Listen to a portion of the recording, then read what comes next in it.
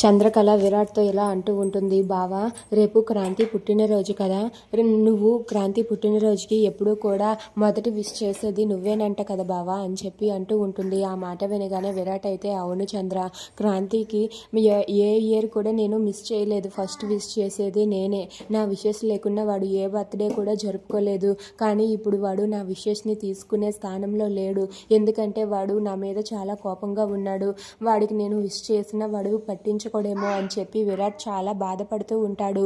అది చూసి చంద్రకళ బాధపడుతుంది. ఇంతలో శాలిని డాక్టర్ గారికి కాల్ చేసి ఇలా అంటూ ఉంటుంది. ఏంటి డాక్టర్, మీరు చేసిన పనికి నేను ఇక్కడ క్షణం భయపడుతూ ఉన్నాను అని చెప్పి శాలిని డాక్టర్తో మాట్లాడుతూ ఉంటుంది. ఇంతలో క్రాంతి రూమ్లోనికి వస్తాడు. వచ్చేసరికి శాలిని అక్కడ ఫోన్లో మాట్లాడడం చూసి అక్కడే ఆగిపోయి శాలిని మాటలను వింటూ ఉంటాడు.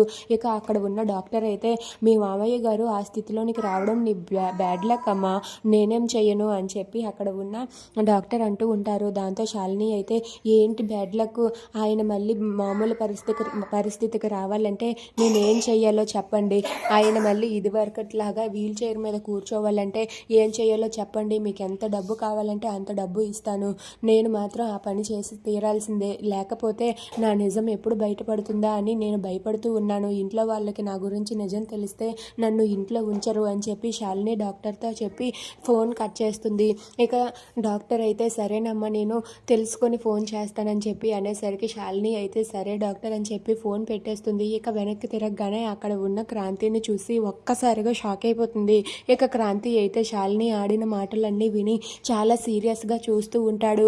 అది చూసి అక్కడ ఉన్న శాలిని అయితే ఒక్కసారిగా షాక్ అయి చాలా భయపడుతూ ఉంటుంది.